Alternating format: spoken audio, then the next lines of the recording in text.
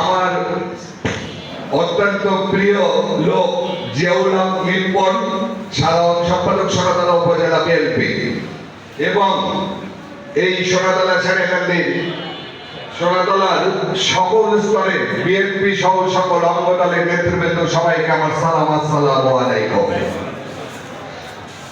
সংগ্রামী এই কৃষক ভাইরা, আপনারা অবগত আছেন 1971 সালে দেশ স্বাধীন হওয়ার পর এই বিধ্বস্ত দেশ থেকে উত্তোলনের জন্য আমাদের প্রিয় নেতা শহীদ রাষ্ট্রপতি জিয়াউর রহমান সে প্রথম মনে করেছিল যে বাংলাদেশ থেকে উন্নয়ন করতে হবে।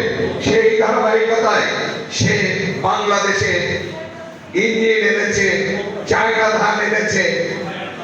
তার পরবর্তীতে আমরা দেখেছি যে উপজেলা বিভিন্ন ওই কৃষি কর্মকর্তাগণেরা তারা ব্যাপক পরিশ্রমের ফলে বাংলাদেশের কৃষিকে ব্যাপক উন্নয়নে নিয়ে গিয়েছেন।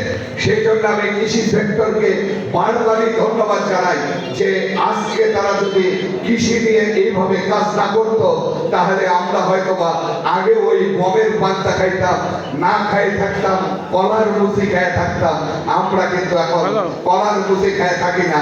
আমরা আজকে আমরা এই কৃষি উন্নয়নের জন্য আমরা সুন্দরভাবে বিরিয়ানি খেতে পারি।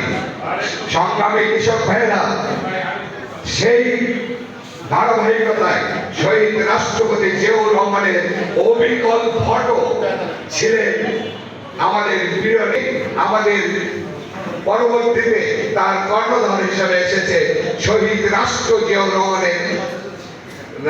রহমানের ফটোকপি।